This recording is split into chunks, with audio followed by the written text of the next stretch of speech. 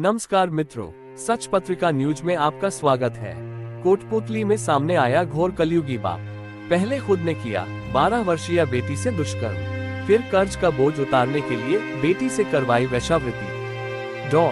दुष्कर्म करने वाले लोग बाप दादा के उम्र के। मेरा दावा है कि खबर सुनने के बाद आपका खौल उठेगा खून। 5-6 साल तक नरक की जिंदगी जीती रही नाबालिगा अब 18 वर्ष की पूरी हुई तो पिता सहित आरोपियों के विरुद्ध दर्ज कराया मुकदमा।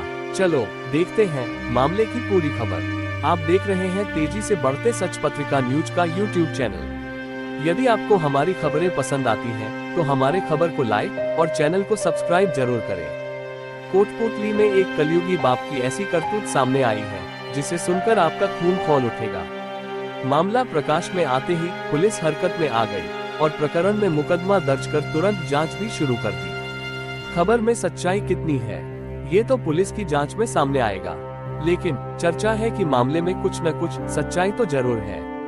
कोटपूतली में एक युवती ने पिता सहित 1 दर्जन से अधिक लोगों के विरुद्ध सालों तक दुष्कर्म करने का मुकदमा दर्ज कराया है। शराब पीने के आदी पिता ने सबसे पहले 12 वर्ष की उम्र में उससे दुष्कर्म किया और फिर अपने सिर पर कर्ज का बोझ उतारने के लिए रुपयों की लालच में बेटी को ही आरोपियों के सुपुर्द कर दिया। हैवानियत की हद तो तब हो गई जब आरोपियों में जिन लोगों के नाम उजागर किए गए हैं, उनमें अधिकांश लोगों की गिनती गणमान्य लोगों में होती है और वे पीड़िता के बाप दादा के उम्र के हैं। मूल रूप से जिले के प्रागपुरा थाना इलाके की रहने वाली युवती लंबे समय से कोटपूतली में ही परिजनों के साथ किराए के मकान में रहती आई है और अब वो 18 वर्ष की हो चुकी है। पुलिस के मुताबिक युवती जब करीब 12 वर्ष की थी तब उसके पिता ने शराब के नशे में धुत होकर और उसे भी शराब पिलाकर न केवल उससे जबरन दुष्कर्म किया, बल्कि इस बारे में किसी को बताने पर जान से मारने की धमकी भी दी। उसने अपनी मां को घटना के बारे में बता दिया तो मां बाप के बीच झगड़ा हो गया और पिता ने आत्महत्या कर लेने या फिर घर छोड़कर चले जाने की धमकी दी। इस पर उसकी मां ने उसे इस बारे में किसी को जिक्र नहीं करने की विनती करते हुए उसे डॉक्टर के पास ले जाकर दिखाया। पुलिस थाने में दर्ज रिपोर्ट के अनुसार उसका पिता शुरू से ही शराब का आदी है। उक्त घटना के कुछ माह तक उसके पिता ने उसे तंग नहीं किया, लेकिन एक दिन उसका बाप उसे मकान की छत पर ले गया और बोला कि मेरे सिर पर बहुत कर्ज व लोन है। कर्जा मांगने वाले लोग उसके घर आकर उसे धमका कर जाते हैं। पीड़िता के मुताबिक उसके बाप ने उससे बोला कि कर्ज मांगने वाले लोग उसे मार देंगे, मैं जैसा कहूँ वैसा करेगी तो मेरा कर्ज उतर जाएगा। आरोप है कि उसके पिता ने उसके मिलने जुलने वाले लोगों के साथ सोने का दबाव बनाते हुए कहा कि इससे मेरा कर्ज उतर जाएगा। उसने बात नहीं मानने पर उसे मार देने की धमकी भी दी। इस पर वह डर गई और इस बारे में उसने किसी को नहीं बताया। कुछ दिन बाद से ही उसका बाप अलग अलग आदमियों को लाना शुरू कर दिया जो उससे सालों तक जबरन दुष्कर्म करते रहे। इस दौरान उसे न केवल शराब पिलाई जाती बल्कि दवा भी खिलाई जाती थी। आरोपियों में उसके पिता और दादा के उम्र वाले लोगों के नाम शामिल हैं।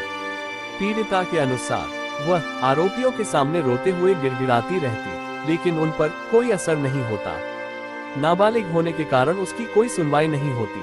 अब 5 अक्टूबर 2023 को उसकी उम्र 18 वर्ष पूरी हो चुकी है।